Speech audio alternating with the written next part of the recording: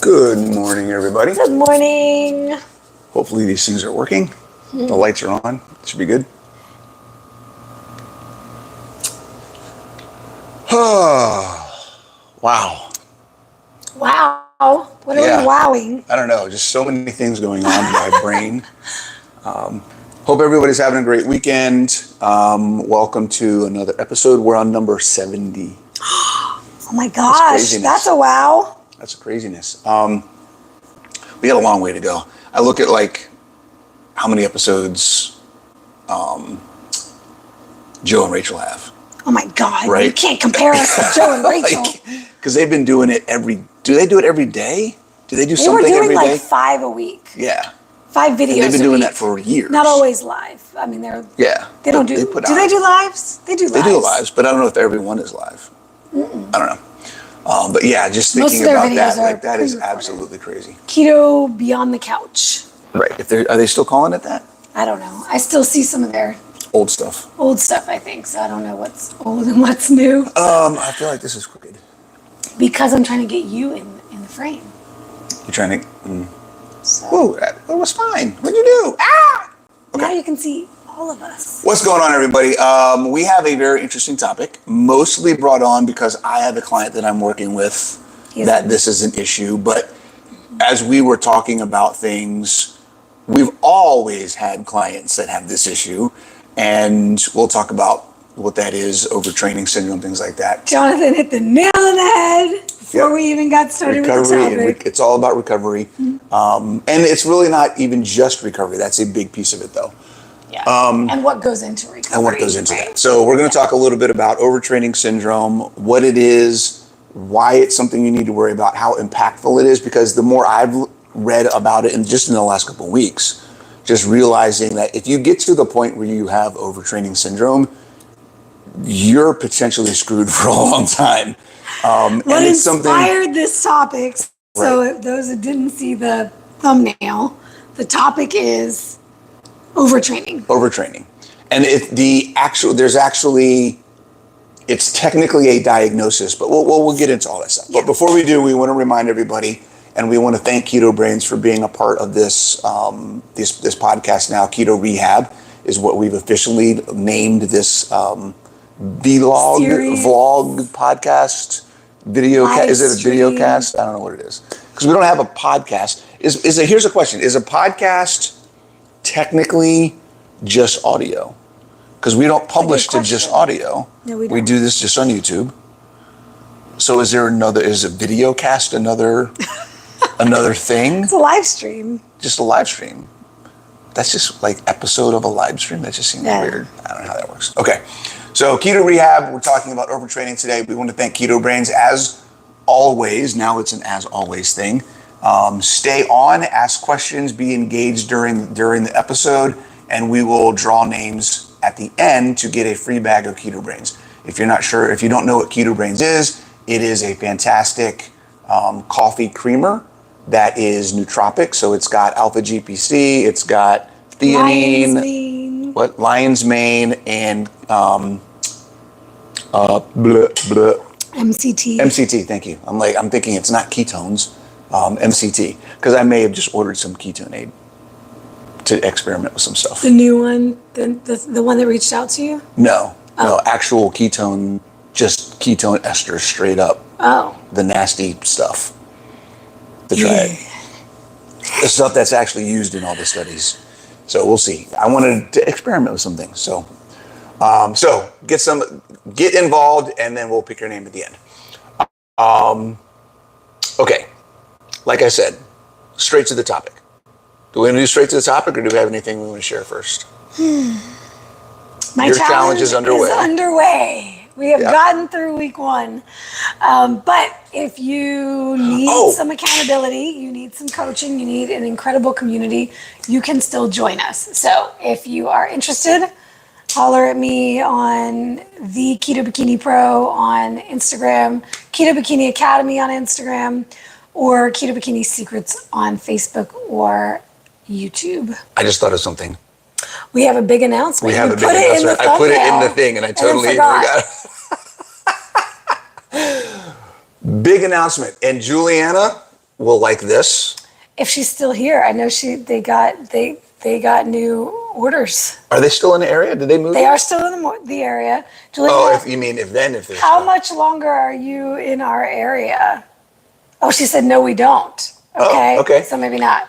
So Never mind. save the date, everybody. If you are in the Mid-Atlantic on the East Coast. A year as of right now. Okay. So if you're on the West Coast, if you're in the Midwest and you want to come out, whatever it may be, we are doing on, everybody write this down, put this in your calendars, Saturday, September 20th, we are going to do a meetup in Northern Virginia.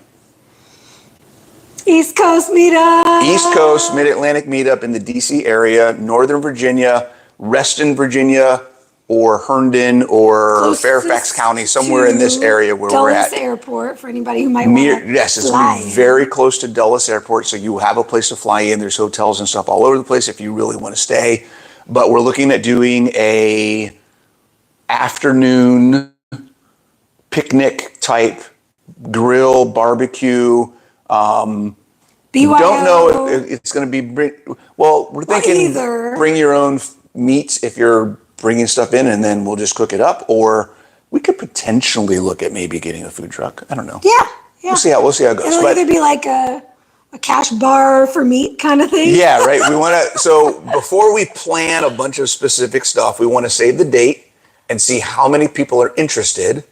And then we'll kind of work out some of the details. If only 5 people are interested, then we'll say, hey, we'll meet up and just bring your food and we'll have a blast and cook out. Well, if only 5 people, we might just go somewhere, go to a restaurant or something. Well, we could still go to the park and have some time and sit at the picnic tables and whatever. Cool. I like to do something outside. Summer grill out picnic at a park, right? There's a lot of good places around where we are that have, picnics, lakes, things like that. Most of them, if you had kids, you want to bring your kids, they've got playgrounds and all the different things. So I guess technically it'll be like early fall.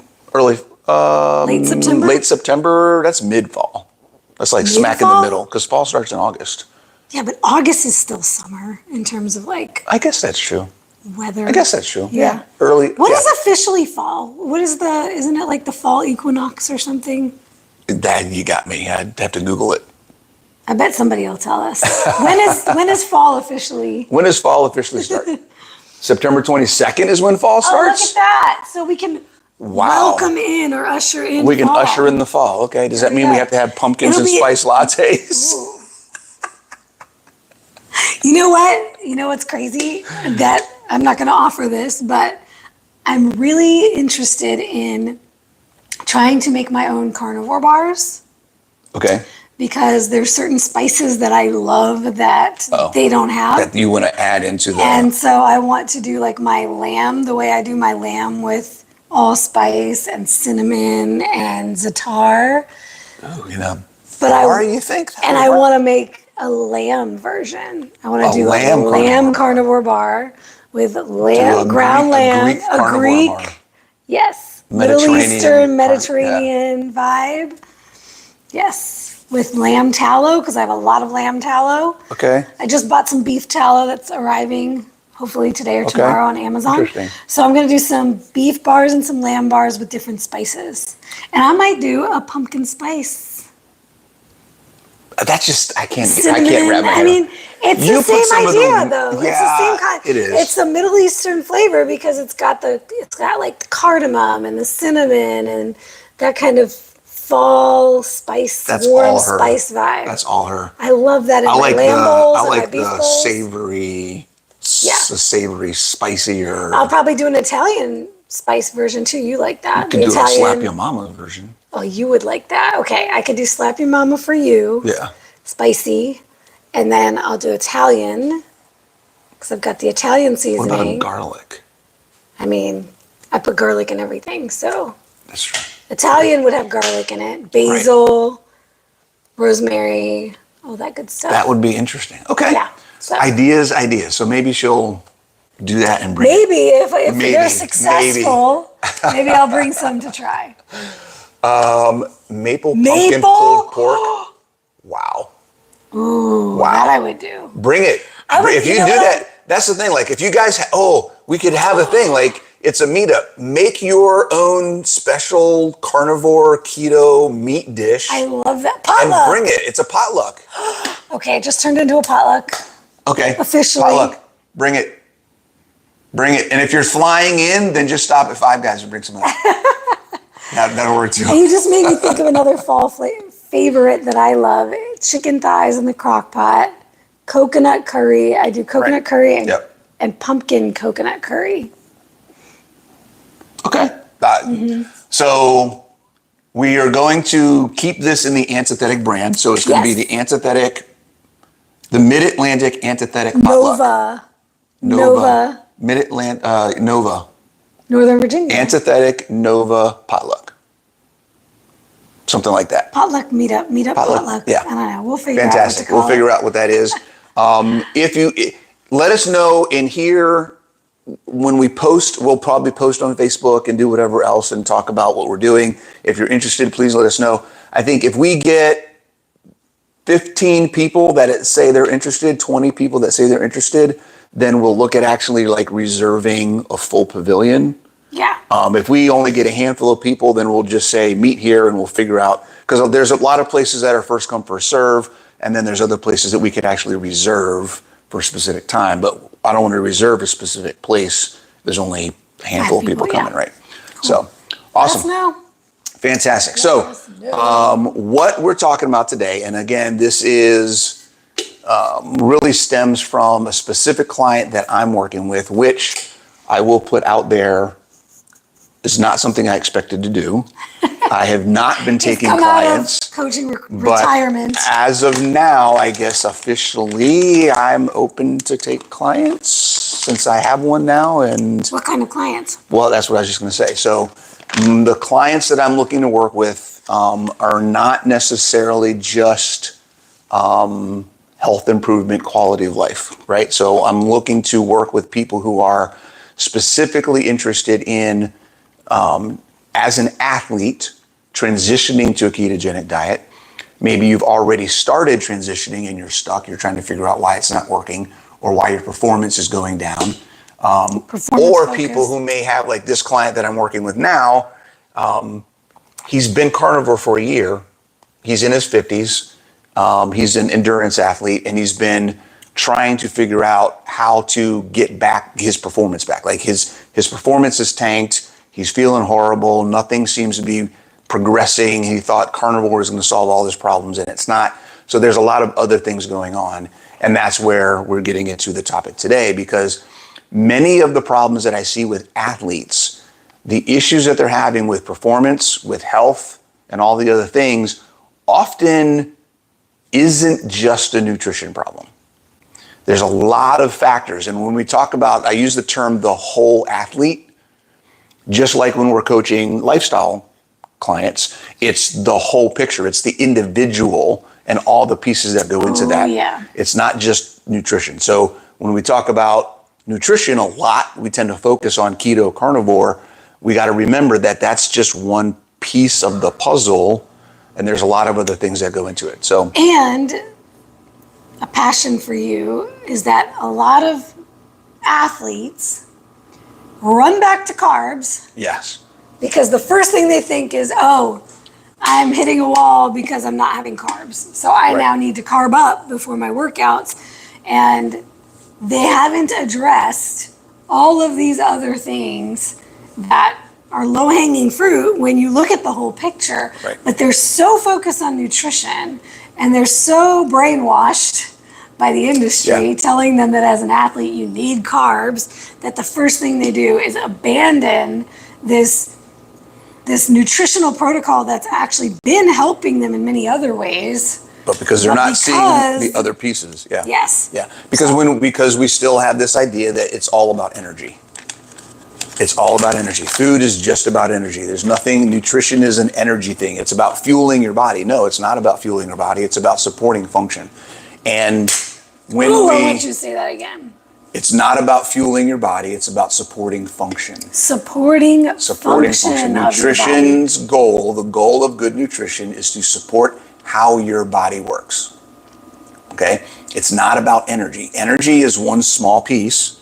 there's a lot of other pieces that are way more impactful. And what we mean by this, so let's talk about what is overtraining. And when we talk about this, initially the idea of overtraining syndrome as a diagnosis is targeted at athletes. Okay, but you're going to hear something. I'm going to read off some of the symptoms of overtraining syndrome. You may notice some things, even if you don't consider yourself to be an athlete, that you may be experiencing. And here's the thing. Overtraining syndrome from an athletic or exercise science context isn't and shouldn't be limited to just athletes. Right. Okay, if we assume that all of us should be physically active and able to do things that are high intensity or require endurance or require strength, right? Or require stamina, require us to use our body in physical activity, then we can still have some of those same things, just not in a competitive picture, a competitive scenario. So you may see some things that sound familiar to you. Okay? So when we talk about overtraining syndrome, we'll talk about the symptoms, and then we'll talk a little bit about where this comes from and what this is all about and why it's important. Okay? Physical symptoms, and you're going to notice a trend here. We got physical symptoms, performance symptoms, and psychological symptoms. Okay? Physical symptoms, persistent fatigue, not relieved by rest. Oh my gosh, how many women out there right now are like, yep, That's me. That's me. Frequent illness due to suppressed immune function. That's a big one. Yeah. Muscle soreness lasting longer than usual. Increased resting heart rate. Insomnia or disrupted sleep. Oh boy. Loss of appetite. Weight loss or difficulty maintaining weight. Menstrual disturbances. It's funny, it says in women. Well, yeah, Hopefully. Gastrointestinal issues, bloating, nausea, right? There's other things that go into like that. All my clients would say yes to all of that. Right? Pretty and much. then performance symptoms, decreased performance despite continued or increased training. Longer recovery times, poor coordination or technique. You feel like you're trying to get something and you just can't get it right. Plateaus or regressions in strength, speed, or endurance. That's a big thing, and that's what I see a lot in athletes. They start going backwards no matter what they do. Yep. Psychological symptoms. Mood disturbance, irritability, depression, anxiety. Can we put neuroticism in there too? Can I just say, so far all of this is perimenopause. Loss of motivation, poor concentration or focus, and understanding that when we talk about psychological symptoms, there's an emotional aspect to some of this stuff, but there's also a central nervous system aspect. Yeah, mental, some of this stuff is brain, literally cognitive. happening because your central nervous system is fatigued. Is fatigued, yeah. Okay? Increased perceived effort during workouts. Things just feel harder. Yep. Emotional instability. Okay? And then a couple other red flags. I'm not going to talk about that. Low heart rate variability. No, I think you should. Elevated cortisol and or altered testosterone cortisol ratio. Okay? Man, testosterone cortisol ratio, I just kind of discovered. A little bit into that. It's crazy, isn't it? Yeah, it's a whole thing I never even thought about before. Disrupted circadian rhythms, changes in sleep-wake cycle. And then you ready for this one? Reduced libido.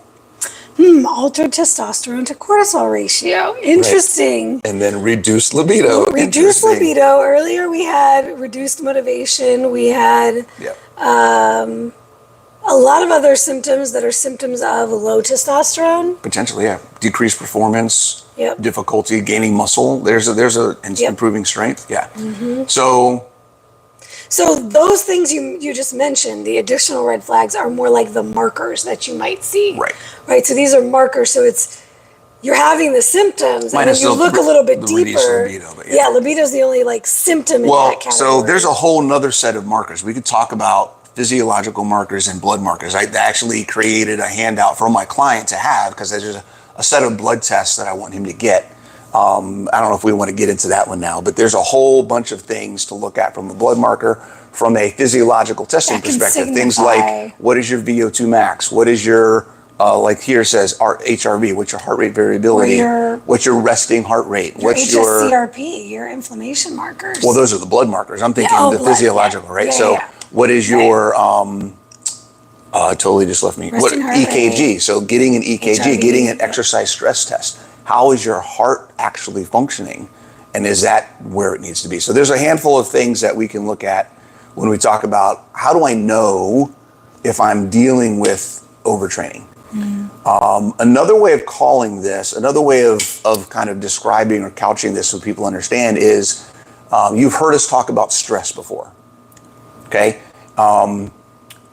Overtraining syndrome is a diagnosis that is often applied to athletes. When we're talking about the general public, what we would say is this is chronic stress.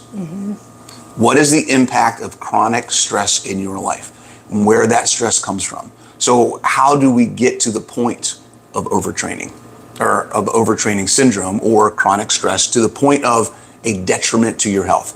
Let's talk about what is the definition. Here's the definition, okay?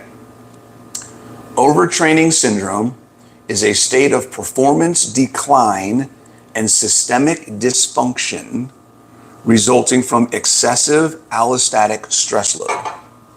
It's when your stress bucket is overflowing. Okay? When the cumulative burden of physical, psychological, and environmental stressors overwhelm the body's ability to adapt. Ooh. So what is that saying? What is that saying? If you think about some of those words, allostatic stress load. What is allostatic stress load? All of the different things that can stress you. Positive and negative. And when we talk about applying that to your life, your work life, your Intrinsic, relationships, your extrinsic. finances, the physical activities that you do or don't do. Being inactive is a stressor, right? Emotional stress. Emotional stress. There's all of the things, psychological, physical, nutritional, emotional, all that stuff. So, how do we get here? Oh boy. Let's talk about, maybe start with, I'll let you go with this one. Where do you see this being applied to a lot of your ladies? Well, the biggest thing is that their lives are so crammed with to-do items. From the moment they wake up in the morning to the moment they go to bed, they're not relaxing. And that doesn't necessarily mean they're training. They might train, they might not even be training because their life is so busy they can't even find the time to train. They're not sleeping. So you're already starting with stress by not getting proper recovery from good sleep. From either going to bed too late or waking in the middle of the night or waking up early, extra early, we're talking 3 a.m., 4 a.m., and staying awake. Yeah. Because it's the only time you can get up to do anything for yourself before the day starts with everybody else. You just have to get up and go straight to work. Right. Where does that come from though? Because I can see the argument, well, this is just the things I have to do. Like I've got this, right? I've got that. I'm responsible for those. And I think that is the little insight into where some of this comes from. Because what we see and what we have seen is there is a story that many people are telling themselves about the things that they feel responsible for. Yes, that they have to do. Right? And the one that hits home the most, I think you said it a couple weeks ago, if you're worried about preparing meals for your kids and your kids are over 16, 17, 18 years old, that is something you can take off your to-do list. You should not be worried about that. Right? Why are you worried about doing things for adults? Because that's what they are. Ooh. Okay? And that's just one example. It's one small example. One small example, right? We just talked about this on the Zoom call the other day, where I was talking about my life once upon a time when I was chronically ill in my 20s and had a really toxic relationship that I ended up ending But way before me. way before. Thank God for that relationship, because I talked about this on the Zoom. It was what started my whole transformation. And I was so neurotic, that he put neurotic on the list, right? I was so neurotic about things back then. I could not relax. I could not spend time with my partner if there were dishes in the sink. It was expectations I had programmed into my mind about what I should be doing and how everything needed to be perfect around me for me to be able to take a break. Right. So I just never took a break. I filled all the time with everything. I couldn't relax if there was anything out of place. Like, everything had to be neat and clean, and the laundry had to be done, and the laundry had to be folded and put away, and the dishwasher had to be put away. Nothing could ever Could you sit. imagine if you lived with me Back then, and the way that I take care of some of my laundry back then? You would have gone we wouldn't have lasted. Crazy. We wouldn't have lasted. And I said, I was in that relationship. It wasn't all him, because I was able to see that after the fact, that, wow, we missed out on togetherness, on time together, on quality time, because I couldn't take a chill pill. Right. And then I would become very judgmental of what he wasn't doing, or when he did pitch in, he didn't do it right. He didn't do it the way I wanted it. That was done. the next thing I was going to say. So right now we're talking about mindset things that are impacting the actual activities you're doing to add stress. But the mindset things are also adding stress. Yes. So if you can address some of these things that you may be dealing with, it will help you make the physical changes in the practical way you live your life, which we'll talk about next. So one thing is, feeling responsible for things you don't really need to be responsible for. The other one is giving up control. If you're not responsible for it, or if you've delegated that task to somebody, how they do it is how they do it. Let it As go. long as the job gets done, why are you worried about how it's done? Okay? And this is something, the easiest example is the dishwasher. Yep. The easiest. How many of you ask your kids or your husband or your spouse to either load or unload the dishwasher? Usually it's load. Yep. And then when they're done, You go back and reload it because you didn't like how they did it. Okay? That is extra time. That is extra mental effort that is adding to your overall stress load. And even worse, then you nag at them for not doing it. Well, then there's a relationship issue. Now you create more stress. Now you're creating mental and emotional stress with the relationships in your life, because you can't let them just do things their way. And somebody just said something. Julianne said weaponizing competence. There is weapon. I'm not gonna try to diminish the importance of that being an issue, because it does exist. Yes. But I will say, there are many times where it's imaginary, where you're fighting for control of a situation is making things appear as weaponized incompetence, when really it's just your inability to let go. Woo! And you are the problem, not the person. And you can think about it like this with apply it to if you were in a workplace and this was your employee and you delegate to them and they make mistakes. That's just a part of the process. As a boss, you can't just scream weaponized incompetence and move on. You have to address it.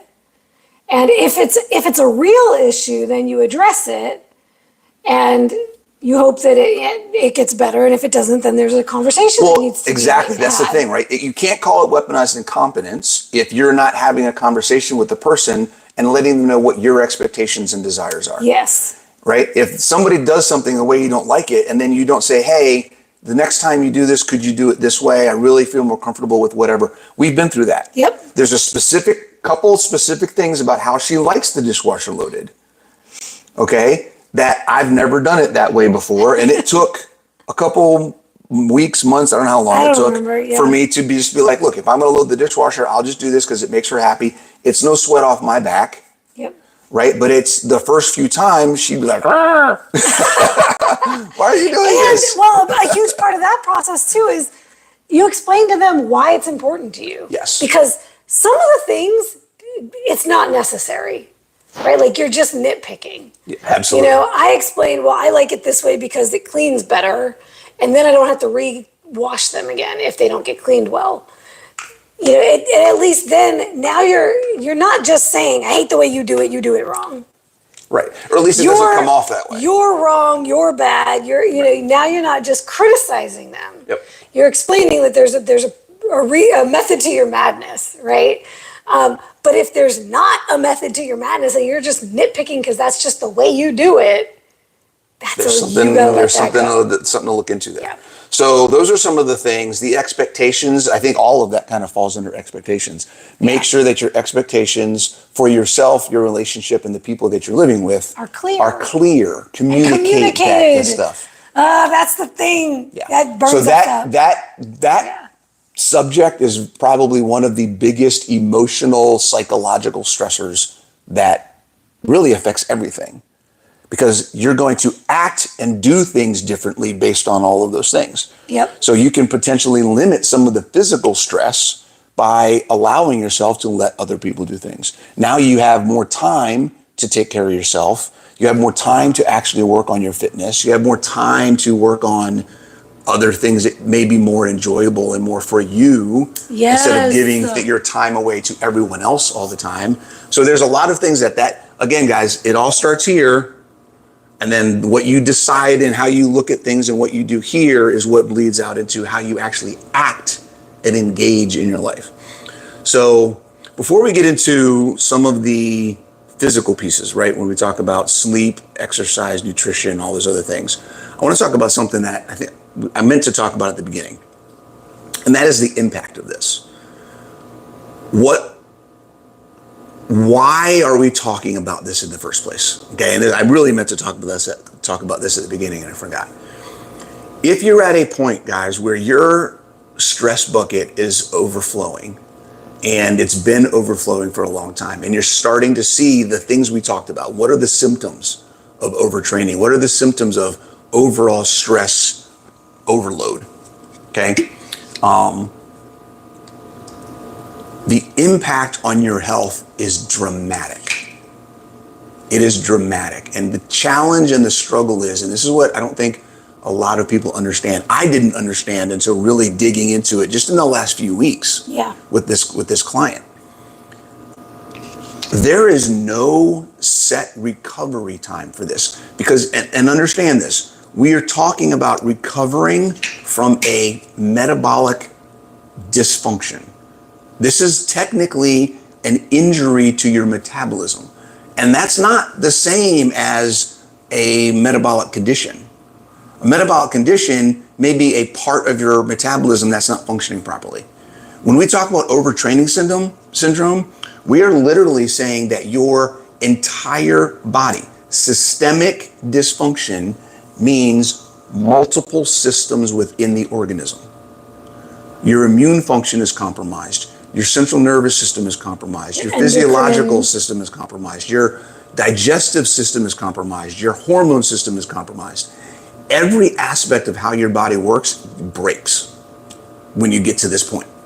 And if you're wondering why you're not making the progress that you want to make, if you're wondering why I can't lose fat, I can't build muscle, I don't have any energy, I can't sleep well, I'm always sick, I'm always up or I'm always down. There's no middle ground where I could just be. This is very likely something that you need to look at. And the impact of the recovery time from this issue, okay, I just read a paper. There's a paper that came out literally last month. And this was an extreme case, but I want to give you an idea. An extreme case of overtraining in an endurance athlete. They have been in the recovery process for 4 years before they were able to even start running again.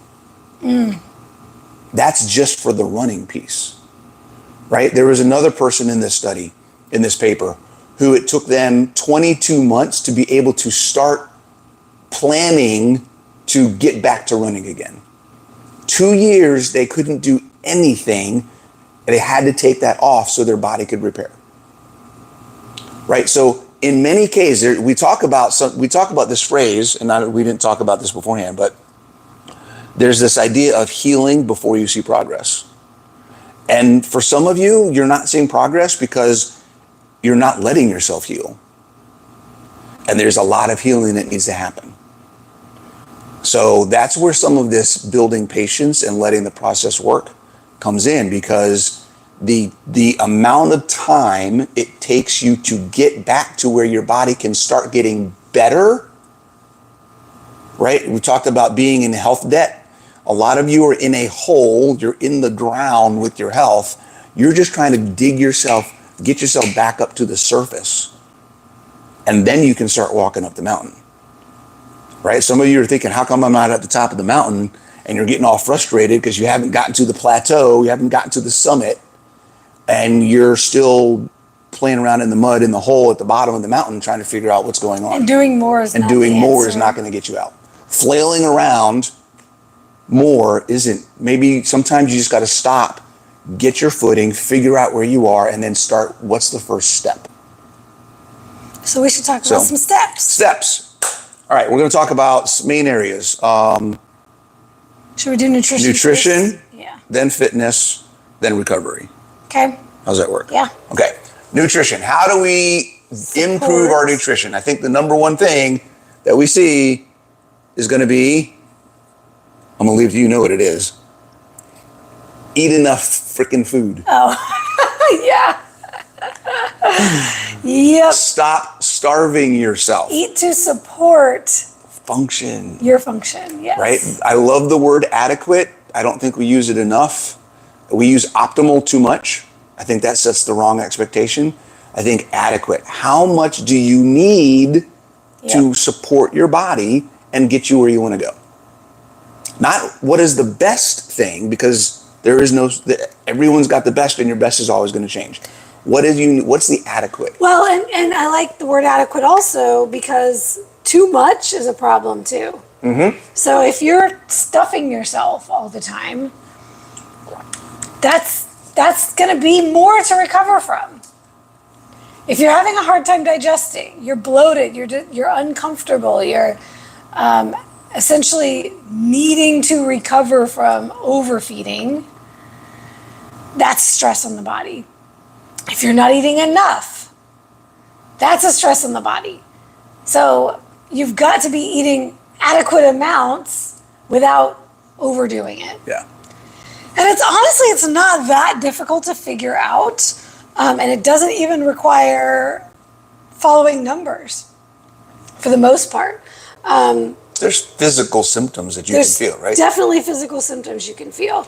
And if you're struggling with that, to tune into your body's own cues, because the way you've eaten for so long has crossed wires and it's difficult to eat intuitively in that way, because eating intuitively for you will actually either have you eating too little or too much.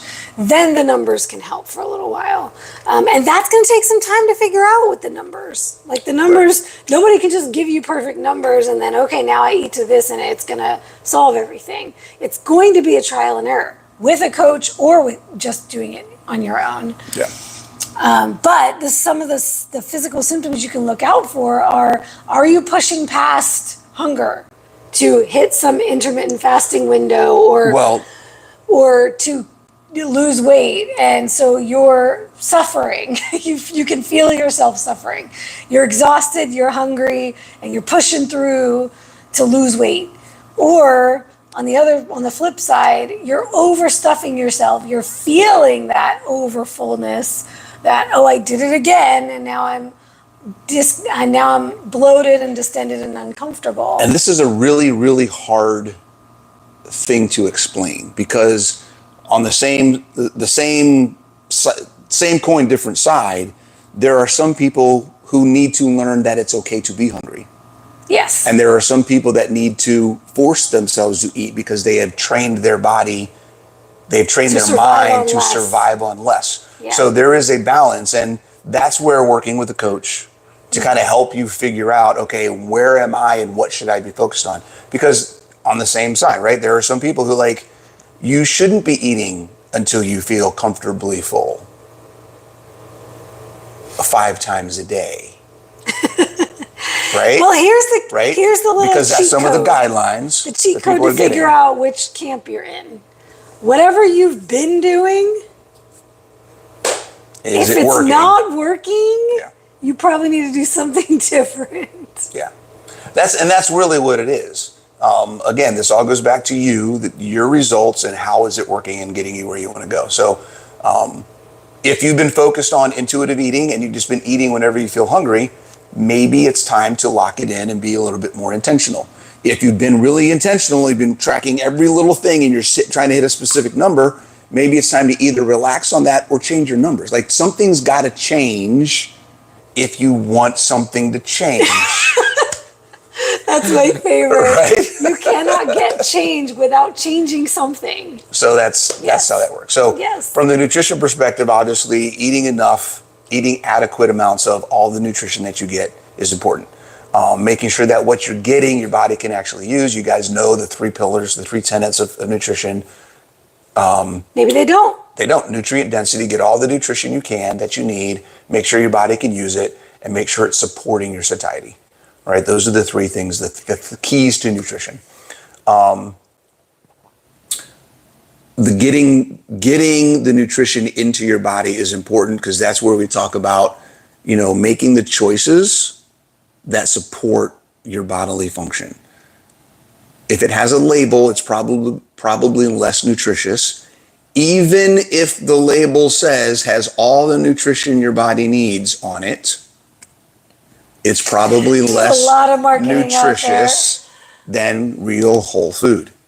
Okay? I don't personally eat a lot of or almost any vegetables. If you want to eat vegetables, go for it. Have a blast. If you want to include plant foods in your life, try and prepare them in such a way that you're getting less damaging material and more beneficial material. Meaning cooking them most of the time. Cooking them, fermenting them, doing something that's going to break down the plant stuff, get rid of the toxins, and allow the nutrition that's there in your body, right? What else? What are some other things from always, most of the time, you should be mixing your fat and protein in the same meal. I would highly recommend, if you're going to do lean meats, only make it intermittent throughout your day. Don't make every meal lean.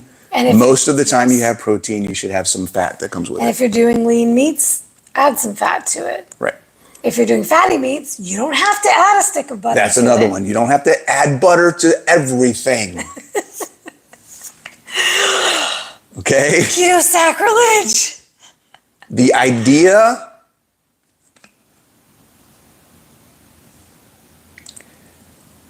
eating a stick of butter a day is not the way to maintain your health. Eating a stick of butter a day is not the way to maintain your health. Maybe that's how some people can get healthy, get on the right track initially, but you cannot sustain good health without supporting metabolic function, which requires protein and physical activity to build muscle. Okay? The secret to long-term health and independence, physical freedom, is protein and muscle. Protein and muscle. Okay? If you just focus on those 2 things, oh my God, how your life will change. And stop worrying about weight. Okay? I saw, somebody said this the other day, I saw on the interwebs, and I was like, this is brilliant. When, back in the hunter-gatherer days, right, they weren't churning butter to add butter to the meats that they were killing, the animals they were killing. Yep. And most animals are not 90% fat. Exactly. They're actually fairly lean. It was muscle meat with the fat that came on it. And the ratios were not these crazy high fat ratios. And a lot of them, they weren't even 1-to-1. Right. Yeah. And liver was a tiny percentage. Yeah. Think about the size of an animal liver compared to the size of the animal for most animals. If you're trying to eat a pound of liver a day or even a week because you think it's going to be the nutrients that you need, it's going to probably be vitamin A toxicity. Yeah, that's and maybe that iron happens. overload. That does happen. Yeah, and iron overload. So that's nutrition. I think we covered the basics of that. Don't eat crap. Focus on protein. Make sure you're getting all the nutrition. That's one of the reasons why we add fat with the protein, because it helps get the nutrition out of the protein. Let's talk about fitness. Okay. What is the biggest thing? It's funny. When we talk about food, the biggest problem that people have with food is not eating enough. Or overstuffing. Overstuffing, but we don't tend to see that too much when it comes to the overall stress load, overtraining. And we're talking about athletes. Right. Overtraining. It's usually under eating. Yes, usually it's under eating. We combine that with, when we talk about fitness and exercise, it's usually doing too much. And wonder where that comes from, because when we think about nutrition and health, everyone's always told that it's calories in, calories out, and that you got to eat less and move more. Oh, you mean people have actually bought into that, and now that's the problem that everyone's having? Especially what kind of fitness? Cardio, baby. It's all about the cardio. I just commented on somebody's post in a reversing insulin group, talking about she does 6 days of swimming for 40 minutes and 3 days of walking or running for 40 minutes. So she's doing essentially all cardio. 3 days a week. She's doing 2-a-days. Yikes. Right? And then talking about she's active and blah, blah, blah. And she's only been gaining weight the past couple of years. What a surprise. What a surprise. Like, well, when you were talking about the definition of overtraining being about overloading the body's ability to adapt. Yes. Right? Cardio versus strength training. Which one helps the body adapt? Absolutely. More muscle will help you adapt to everything better. Muscle makes, I'm going to say this, I need to get a t-shirt. Muscle makes everything better. I love that. Muscle solves a lot of problems. Right? It's the more muscle you have, the more,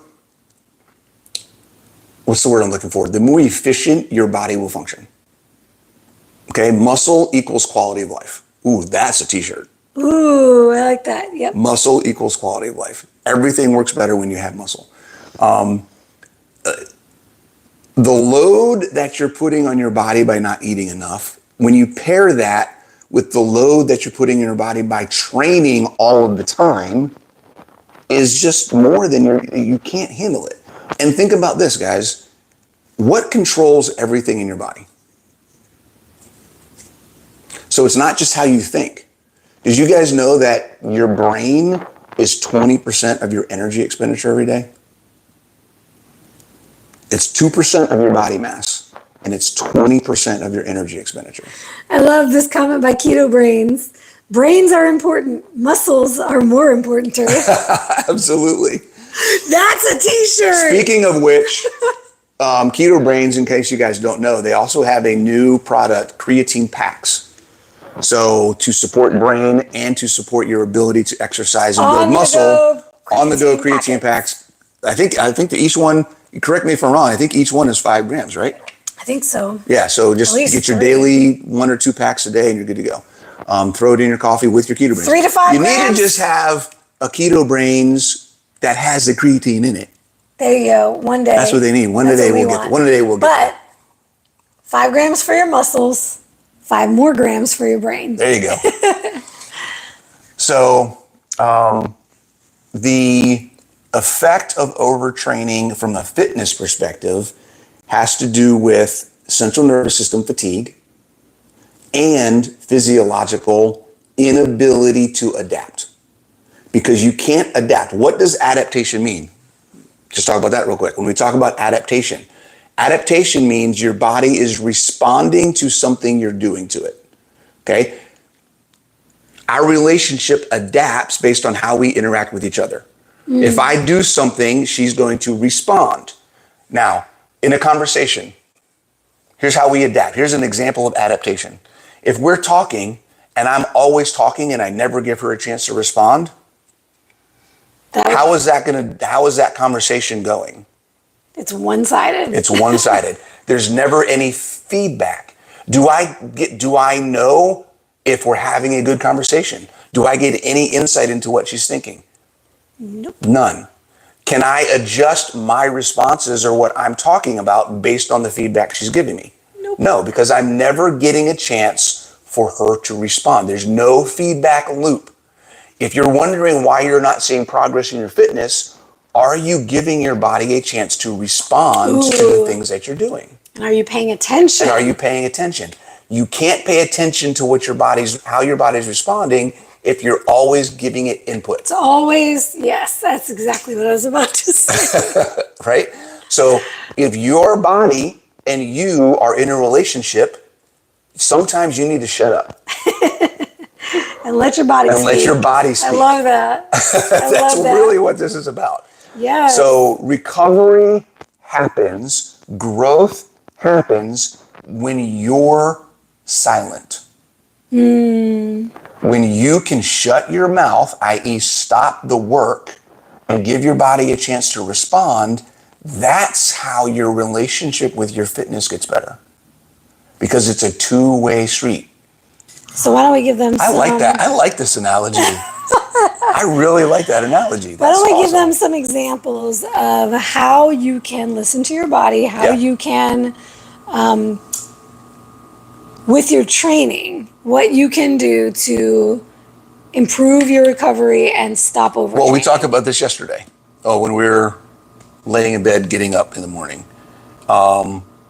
If you are stuck, again, we go back to expectations. If you're following a program, there is no expectation that you have to do everything in the program every day of the program. If you wake up one morning and you had a bad night's sleep and you go to the gym and you're like, do you need to add the extra stress of that exercise at full intensity on top of a night of bad sleep? I have a perfect... Or are you okay saying, you know what, today I'm going to do the warm-up, I'll do 2 of the exercises, and I'll leave these other 2, and I'll just do them next week. That is a huge problem that a lot of the ladies in my community have. Pushing through is not always required. I just said this on our Zoom yesterday. You do not have to do the program exactly as written, and you don't have to do it exactly according to the schedule. Perfect example I'll use from myself this week. We have right now we're doing a four day per week training sessions, strength training, resistance training. My hips, ladies, perimenopause, my hips were hurting a lot. I tried to help her out, but it didn't help. A few days this week. I got a massage. I used a massage gun. I did a lot of stretching. I took the glute day off for days and I pushed it off and I rearranged the schedule. I did my back day first, and then yesterday I was able to do the glute day, and it was amazing. And I told him this was a fantastic workout. Yeah, she was like, this was a great workout. Had I forced myself to do it on the day that it was scheduled, it would not have gone well. Yep. And it would have been a lot harder for my body to recover from that. And I think the challenge is a lot of people are afraid that if they don't do it, they're not going to see the gains. They're not going to see the progress. Right? And again, especially as you get older, okay? And I'm finding this, I know this, but I'm being reminded as I go through my own training and my own program.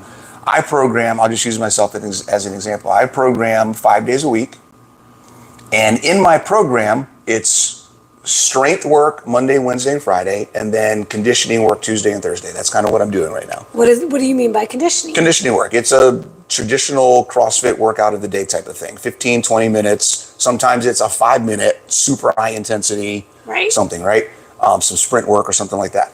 I've found over the past few weeks that I am able to consistently work out 5 days a week if I switch up the Tuesday and Thursday conditioning to just 30, 45 minutes to an hour of cardio.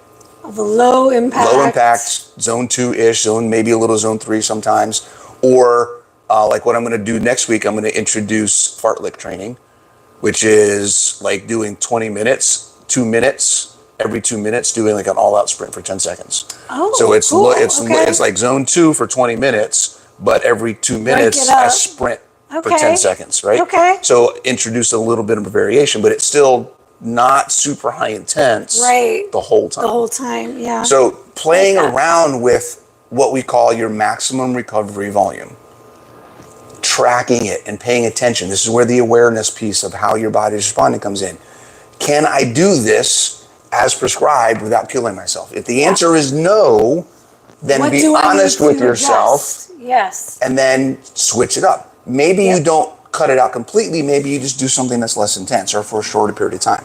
Yep. But as what I'm finding and what I see across the board is the older we get, the more important recovery is. 100%. And more recovery does not mean less growth. If just because you're reducing how much you're working out, your volume, doesn't mean you're not going to see improvement. In fact, you are likely to see better progress, better results, Yes. adding in more recovery. And there's a whole talk we could probably do, and I'd have to do a ton of research to see what the data looks like. But when I'm 20 years old and I'm working out, I can do a lot more volume and I can recover faster. But I also have more opportunity for growth. Yes. And there's another aspect, right? Right. When you're 30, 40, 50, 60 years old, the growth is combating decline. Right. So there's a whole different bunch of things. It's a different barometer. barometer that Yeah. you're looking at. So the Yep. expectations should be different. If you're looking at your expectations compared to what you could have cannot done when you compare were 20, yourself to it's a whole different 20 thing. years ago. Right. Absolutely. I am finding that in this, in my early 40s, early perimenopause, one day on, one day off is still working for me better than stacking days in a row. 2-3 days of training in a row. Yep. And I've really been enjoying this 4-day a week because I can take a day off in between, and then maybe I'll have 2 back-to-back days at the most. Yep. And I'm splitting up the body, so I'm not doing a full body 2 days in a row. I'm doing an upper and a lower, or different body parts. So I'm giving those body parts that I worked the day before some time to rest. Right. The other thing too, and this is we'll talk about the central nervous system psychological aspect of this, is there's a lot when you change your expectations for what you're trying to do with your fitness, it takes some of the stress off of doing your fitness. So one of my challenges over the past year and a half has been consistency. Mm-hmm. There will be days, knowing all of the work that I have in my schedule, in my routine, in my plan, I'll go 1 day, 2 days, and the third day just be like, I really just don't want to do all of that. And then I'll talk myself out of going. But now that it feels like overwhelming, yeah. right? Which means if I did it, it probably would be overwhelming, right? Yeah. It's a safety mechanism, kind of, in a way. Yeah. But changing this and being flexible in what I'm forcing myself to do has allowed me to, over the past few weeks, I go and I do physical training 5 days a week, and I feel good. I feel good. I don't dread it. I'm looking forward to it. It makes it easier because on the days I'm doing the cardio, Tuesday and Thursday, I don't have to think about getting in the car and driving to the gym. I can just go upstairs and do the cardio. Some of you are not It just takes some of the... Because you've made it out to be this massive thing in your mind, even more than it even is a lot of the time. Yep. So that's on the other side of the coin too. Yeah, there are days when I come home from work and I'm like, I just do not want to drive to the gym right now. I know I'm going to get there. It's going to be packed, and I don't like people. Well, and sometimes the adjustment is, well, let's just go upstairs and use the fitness center in our apartment building. And just do the same stuff, just using different equipment. We can still do a lot, but it can be a little bit of a different workout if you're not trying to push to use the machines in the gym and or the barbell. Be flexible platform. with the plan. Just make sure that you're still working towards the goal. That's really the biggest thing. Okay, so that's nutrition and fitness. And we talked a little bit about recovery, but let's talk about recovery too. This is the biggest piece of the puzzle. Because most people are. The key to this is everything you're doing with your nutrition should support your body's ability to recover. Everything you do with your fitness should be balanced with how your body recovers. So if you're not considering recovery in your nutrition and fitness, and then focusing on how you recover, then you're missing the whole thing. All the rest of it, right? So kind of recovery is the focus of this whole conversation. Overtraining syndrome is avoided and fixed by focusing on recovery. Okay? If you're having all of these symptoms, it is a sign that you need to focus more on recovery and less on fitness. Because guess what, guys? Recovery is a tool for improving your fitness. Fitness, yes. Right? We think fitness equals exercise. Fitness equals improving your body's ability to do things, and you can't do that without recovery. You're only as good as your recovery from. Oh, I like that. Say that again. You're only as good as what you can recover from. Bingo. Right? What doesn't kill you makes you stronger, but you've got to survive it. Okay? If you're killing yourself doing it, that's not the answer. So recovery, what do we talk about with recovery? Being aware of how you're able to perform after a rest period. If I'm doing a crap ton of work and then I take a couple of days off and I come back and I still feel like crap, I either worked too hard or I didn't give myself enough time off. Yep. One or the other. In most cases, you can cut back on how hard you're working or how much you're doing in your workouts. Okay? Focus on the quality. It's not about quantity. Sleep is a huge thing. Yes. Do everything you possibly can to improve your sleep quality. How much you're getting and how good it is. If you're ignoring the basics of good sleep hygiene, you've got to start there. Yeah. It's not about finding some supplement. It's not about any of this fancy biohacking stuff. Simple. Cut the screen time. Yep. Don't eat right before you go to sleep.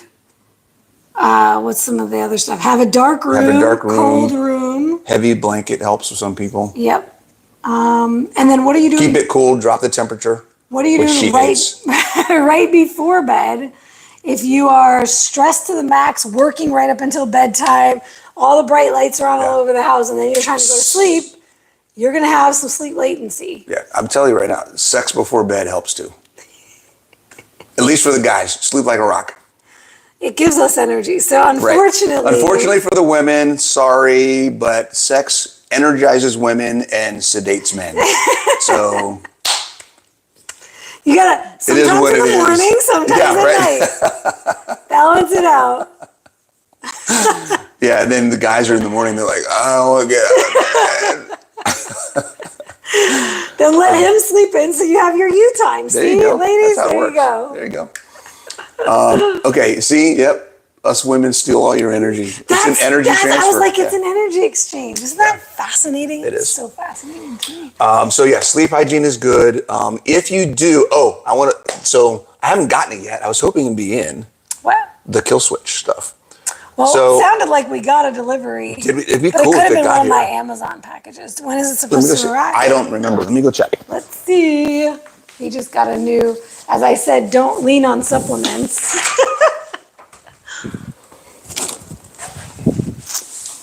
What is it? Is that it? It doesn't say. I don't know. Oh, it doesn't say. It's probably too big for the.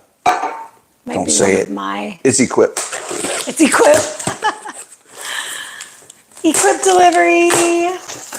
He bought all. It's my cinnamon roll. He bought all the cinnamon roll. Prime protein. I like it the best. Hey, Courtney just joined the Instagram. Hey, what's up, Courtney? Okay. So there's a new product. Well, it's not new, but new to you. Yeah, that it's new to me. I'd never really heard of it before. So, like you said, don't lean on supplements. But if you're doing all these things, 'cause we still have, particularly if you are experiencing these symptoms, sleep is going to be a challenge. It's often an issue with people who are overtrained. So even if you're doing all of the basic hygiene things, you may still have issues. So dial those in first. If they're not helping. If those are not helping, then usually step number one is add some magnesium. Yeah. That's the most common, I think. Yep. Hey, here's some magnesium, try this. Anywhere from 100 to 300 milligrams a day, whether you take it right before. So just a quick aside, I did that for a period. I was doing 300 milligrams a night before bed, and it worked wonders until that, in combination with the 5 to 8 elements a day that I was having. You were taking a lot. Right. Yeah. So I was, 60 milligrams per serving, packet. yeah. And I was doing, so another 300 or more. So I was doing 600 plus milligrams of magnesium a day. On top of whatever you might have got from your food. Plus whatever's in the food. So I was doing a lot of magnesium, and I was having some bowel issues, and I couldn't figure out what it was. And then it just hit me one day like, oh crap, I'm doing almost 1,000, 500, 600, 700 milligrams of magnesium a day. I probably should stop the nighttime. And then I stopped it, the bowel issues went away, but I still sleep like a rock. So it could have been there was some deficiency that was fixed over time, and then now I'm maintaining it because I can still, most nights I still, when I'm out. But I wanted to play around with a new product I was introduced to called Kill Switch, which is a nighttime sleep supplement that includes only 60 grams of magnesium. So it's a small amount of magnesium, but then it's got some other stuff in it. I forget all the different ingredients. Like I gotta look it up. L-theanine, GABA. Oh yeah. Cherry tart extract, which I don't know what that. Charterry. Cherry tart extract. Tart cherry.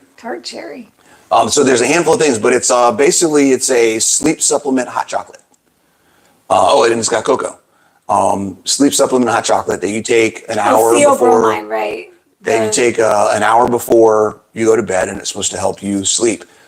Supposedly, it's not just doesn't help you just fall asleep, but it helps you stay asleep the entire time. So I do still have an issue sometimes where 2 to 3 o'clock in the morning, I'll get up to go pee, and then I go back to bed and I'm back sleeping. So we will let you all know what we think. Just want to let you know that could be really cool. a lot of women in peri and postmenopause struggle exactly with that, staying asleep. Right. Maybe you dial in your sleep routine and your cortisol routine, meaning seeing the sun early in the day, getting movement early in the day, cutting the lights at night, all of that.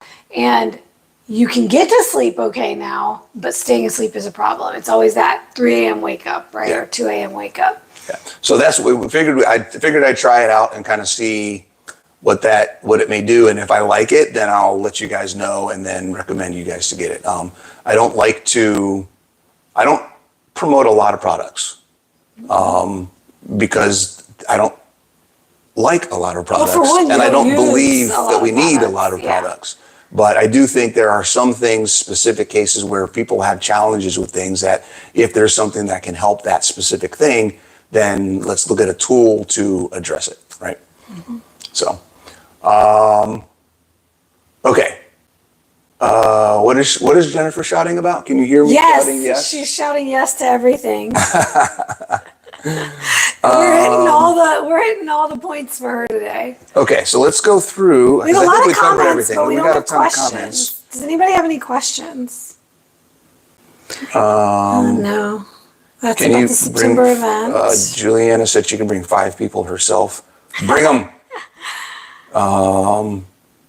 Of course, Jennifer's going to be on a cruise. You know what? We should say it one more time. Jennifer on a cruise again. For the people who joined later, who didn't hear the announcement at the beginning. Oh, yeah, we'll talk about that real quick. September 20th. Meetup, Antithetic Nova, Northern Virginia Meetup. We're going to say goodbye to summer and usher in fall with a outdoor potluck picnic. Carnivore potluck. Keto carnivore potluck? Do we need to specify? Keto carnivore potluck. Picnic potluck. Say that That's a lot of 10 words. times fast. So yeah, September 20th. It'll probably be an afternoon thing. Oh, right. Karen's excited. Yes, Karen, we expect you to be there. Jonathan Carnivore Muscle says, hopefully one day I can meet you guys in person. Oh my God. Absolutely, dude. Yes. If you ever want to fly over, let us know. We'll host you. Come on down. You know, we haven't. Or we could always go over there. Have you ever been to the UK? I've never been to the UK. I have been. I have pooped on the side of the road in the UK. TMI. Nobody needed to know that. Yes. Back in the days when I had poop problems. Let's see. I love pumpkin and fall. Me too. Says Aaron inspired. Me too. My pumpkin Let's lovers. see. Recipes. Curry flavors people love. I'm not seeing. Juliana says, is this me, Coach Nat, or am I just being a hypochondriac? Again, perimenopause equals overtraining syndrome. Seriously, it's all the same symptoms. CNS overwhelm, been there, done that. Jennifer knows about that. Feelings are not facts, Juliana says. Oh, Myra, Keto Carb Smart says, where can I get the sleep supplement? We will let you know. Bronson. We'll let you know. I don't want to promote it. I want to let you guys know that I'm going to be testing it out and playing around with it, but I'll let you know. I mean, if you want to try it out yourself, it's called Kill Switch. Just go online and look up Kill Switch. But I will let you know. I'm going to try it. I got a container coming.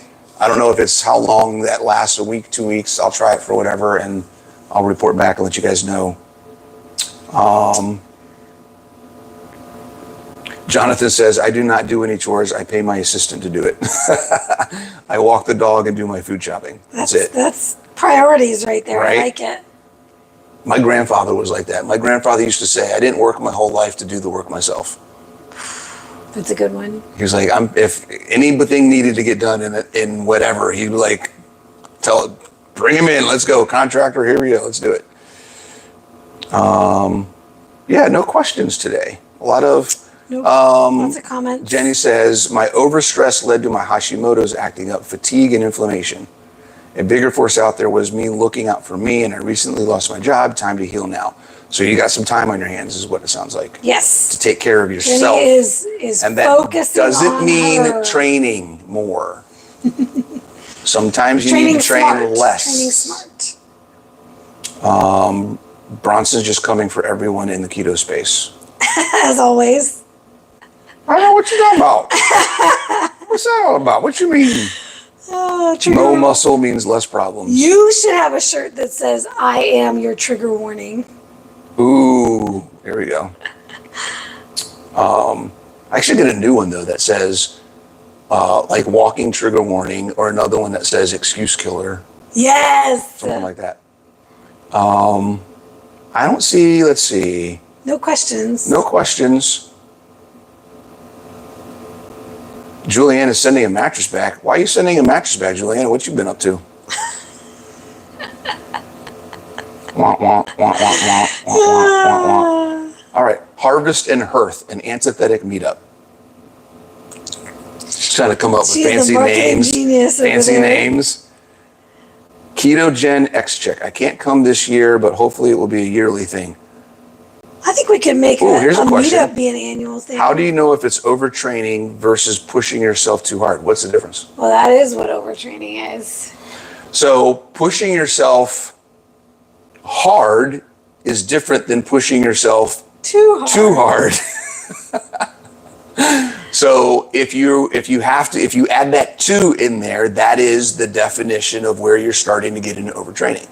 So that's you have to figure out what your two is. What is your variable where it's more than what you need? Yes. And that's going to be a different line for everybody. Yep. Oh, Evelyn. I'm digging into the hypermobility aspect of my body. Every time I've tried to work out, I injure myself and have to recover before moving forward. Evelyn, if you can get a trainer, someone to work with, even if it's a physical therapist who can work with teaching you how to do the exercises or giving you supporting exercises to help you move better without hurting yourself, then that would be my recommendation. Absolutely. For hypermobility, if you can get in-person, hands-on, eyes-on help, you're going to be much better off than trying to figure it out yourself or even doing something virtually. I don't know what that says. Why is that? Hard is pushing one extra rep, not 10. Oh, yes. That's a good statement. Yeah, I like that. that is a good like statement. And not adding more, we've talked about this before, but not adding more exercises because you're not getting enough from the workout. Yep. Amanda says she'll be there. Yay. Awesome. That's Karen right. is Amanda's in in. our area. She's only like an hour from us, I think. Juliana says tart cherry. Terry. I did it too. What is with the Tart cherry is good for leg cramps too. Okay, interesting. Jen says move the big rocks, Coach Natalie. Yes. My daughter was told to drink tart cherry juice after practice before bed. I gotta look up into why is tart cherry. I used to have it in supplements way back, and I thought it was for energy. That's why I was surprised to see it in there for bedtime. So yeah, we gotta do some research. Okay. Awesome. Well, who do we give a keto brains to this week? Well, technically, Juliana's the only one that asked a question today. Oh, wow. All and right. she's been on the entire time. She has been from the commenting very the beginning. whole time. Okay. So I think we give it to Juliana, this and you week. already have her address. Yes, and I already know she loves her some keto brains. So this will go to good use. Awesome sauce. All right, guys, thank you very much for joining Keto Brains. Thanks for being on the Instagram side of things and for Pamela donating. said she asked one. She did? Did we Where miss is one your for question? Pamela? I didn't see Ask it again. I didn't see that. On YouTube? Because I didn't see it on I Instagram didn't. Let me either. go back through. I didn't see a I question. wonder if it was from Pamela. before we started. Maybe. I'm looking. It's a long one today. Yeah, I got lots of comments. You see it yet? No. Still going. Pamela, ask the question again, Pamela. We don't see it in here. Yeah, I don't see it at all. Sorry, we don't see anything. I'm gonna go back to the bottom. We'll pause. If you We'll wanna pause ask and wait. again. We don't want to miss any questions. Yeah, seriously. Myra says, I asked a question. Where to get the supplement? Okay, that counts as a question. I guess it too. does count as a It does question. count as a question. Thank you for participating. We gotta get we gotta get one of the wheel thing. Well, we got to figure out a better way to track. I don't know how. Yeah. I mean, maybe there's a plug-in or something. I use walking or stretching as recovery days, but exercise, Every day, is that overtraining? I use walking or stretching as recovery days, but exercise every day. So if you're talking about the walking or stretching as exercise, Yeah, how do you do recovery days and work out on the same day? I think she means that her walking or stretching are part of what she's considering exercise. But clarify for us, are you training every day and doing walking or stretching? Or are you counting walking or stretching days as recovery or days as part of your exercise? When you Right. say you exercise every day, what does that mean? Yes, walking or stretching with weights. Or weights? What is it? Or weights. Is that or it? no weights. No weights. So- okay, so if you have days where you're not weight training and you're walking or stretching instead, then that is absolutely recovery. Unless you're walking really fast or you're trying to do it with the idea that walking is going to help you lose weight, right? right. So if you're trying to get 30,000 steps in a day, that's not recovery. I'm actually Right. so glad this went on and she asked that question because Yeah. I meant to say that earlier.